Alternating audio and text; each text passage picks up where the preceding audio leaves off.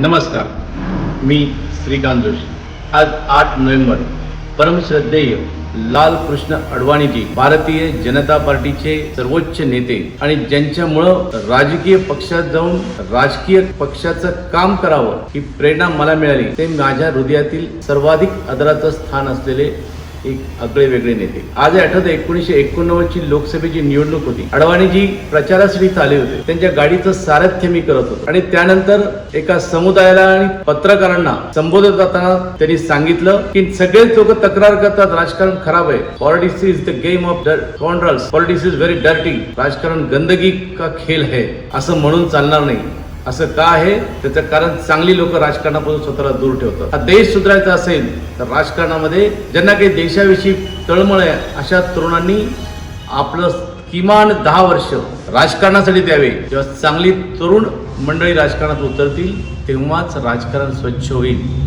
एक वेगळा विचार त्यावेळेस माझ्या डोक्याला झिंजिण्या देऊन गेला. अरे आपण समजायचो की राजकारण हे आपलं काम नाही, हे आपलं तर काम आहेच पण आपली जबाबदारी आहे. आणि म्हणून त्यानंतर झोकून देऊन मी भारतीय जनता पार्टीचं काम करायला सुरुवात केली. आणि नशिबाची गोष्ट अशी की 92-93 पासून अडवाणीजींच्या अत्यंत जवळून भेटी होण्याचा योग आला. स्वतः अडवाणीजी, त्यांच्या सुविद्य पत्नी कमला देवी, मी आणि माझी सुविद्य पत्नी सौ किरण 3 दिवस आम्ही एकत्र होतो खुलताबादच्या रेस्ट हाऊसला. त्यांना प्रचंड आवडलेलं ठिकाण होतं. वेरूळच्या लेण्यात त्यांनी बघितल्यास खुलताबादचा रेस्ट हाऊस आहे त्यांना खूप आवडलं. एकदम शांत, अत्यंत मनमिळावू, कुटुंब वत्सल, सगळ्यांशी अत्यंत चांगला संवाद साधणारे, व्यवहार साधणारं असं व्यक्तिमत्व मला जवळून बघायला मिळालं. किती मोठी उंची होती. जनसंघाची स्थापना करणारी.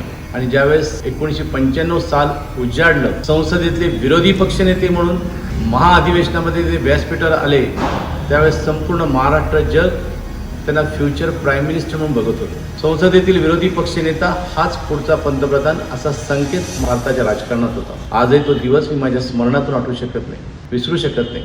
महाअधिवेशन 26 डिसेंबरच्या जवळपासचा तो दिवस. अडवाणीजींचं भाषण सुरू आहे. लाखोंचा जनसमुदाय आणि अतिशय तडाखेबंद भाषण. नेहमी अत्यंत अभ्यासपूर्ण भाषण करणारे अडवाणीजींचं त्या दिवशीचं तडाखेबंद भाषण आजही माझ्या स्मरणात आहे. पण त्याचा समारोप त्यांनी केला तो असा की ही काँग्रेसची जुलमी राजवट संपवण्यासाठी आपल्या सगळ्यांच्या मनातले, माझ्याही मनातले पंतप्रधान अटल बिहारी वाजपेयी यांना मी माझ्यानंतर भाषण करायला बोलवतो. भारतीय जनता पार्टीचे त्यावेळेचे अध्यक्ष, लोकसभेचे विरोधी पक्षनेते, ज्यांना जग वुड-बी प्राईम मिनिस्टर म्हणून स्वतः बघत होतं, त्यांनी स्वतः आपल्या भाषणाचा समारोप अशा पद्धतीने केला की एक आगळी वेगळी ऊर्जा भारतीय जनता पार्टीला मिळाली. किमान 5 लाख लोक आम्ही झेंडे घेऊन नुसते नाचत होतो. भारतीय जनता पार्टीचा विजय असो, पंतप्रधान की अब की बारी अटल बिहारी, आणि त्याचबरोबर अडवाणीजींच्या नावाचा एक वेगळा घोष होत होता. आपल्या हक्काचं पंतप्रधानपद अत्यंत आनंदाने आपल्या सहकार्याला देणारा असा आगळा वेगळा नेता मी बघितला नाही. खरी भारतीय जनता पार्टीची ओळख ती होती. 5 मिनिटं अटलजींना स्वतःचं भाषण सुरू करायला लागलं आणि अटलजींनी त्यानंतर सांगितलं वाक्य पण तितकंच महत्त्वाचं आहे.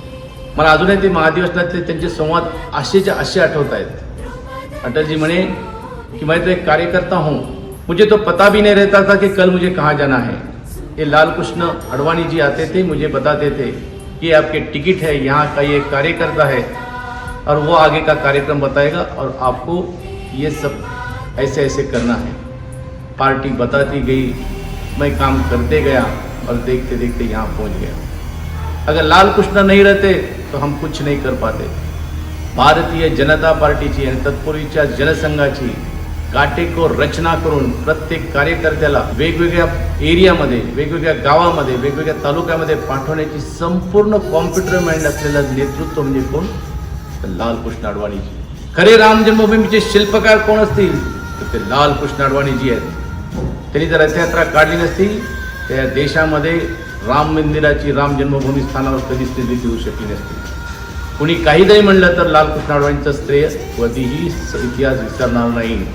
आणि त्यासाठी त्यांना स्वीकारावा लागणारा तुरुंगवास सुद्धा कधीच इतिहासाच्या काळाच्या पडद्याच्या आड जाणार नाही. त्यांनी केलेली सर्वच कामगिरी उत्कृष्ट आहे आणि अप्रतिम आहे. ज्या पद्धतीने भारतीय जनता पार्टीचा कार्यकर्ता म्हणून त्यांनी शेवट केला, ते सुद्धा अत्यंत स्पृहणीय आहे.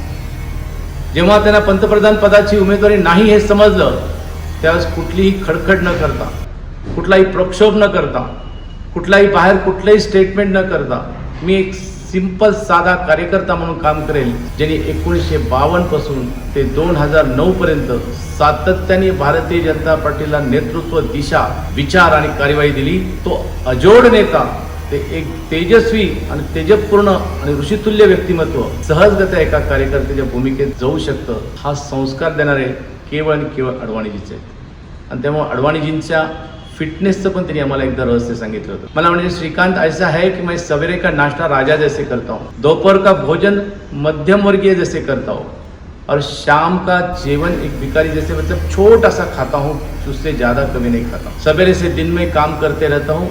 आज तक मुझे कभी कोई बीमारी नहीं होगी. आपल्या व्यक्तिगत आचरणाचा एक वेगळा रेकॉर्ड करणारे, एक वेगळा मानबिंदू ठरवणारे एकमेव भारतीय जनता पार्टीचं नेतृत्व म्हणजेच लालकृष्ण अडवाणीजी. कितीतरी मीडियाने त्यांना दूर ठेवलं, अडगळीत टाकलं म्हणलं, ते अडवाणीजी आजही करोडो हृदयात तुम्ही तसेच आहात. अटलजींनी इतकेच प्रिय आहात आणि तुम्ही दिलेलं भारतीय जनता पार्टी कधीच ऋण फेडू शकणार नाही, एवढे आपण अतुलनीय आहात. म्हणून आपल्या वाढदिवसाच्या निमित्ताने आपणास पुनश्च एकदा कोटी कोटी शुभेच्छा. आपलं आयुष्य अजून सुदृढ चांगलं जावं व आपल्या विचारांची वेगवेगळी प्रेरणा आम्हाला सतत ऊर्जा देत राहावं. पुनश्च एकदा खूप खूप शुभेच्छा.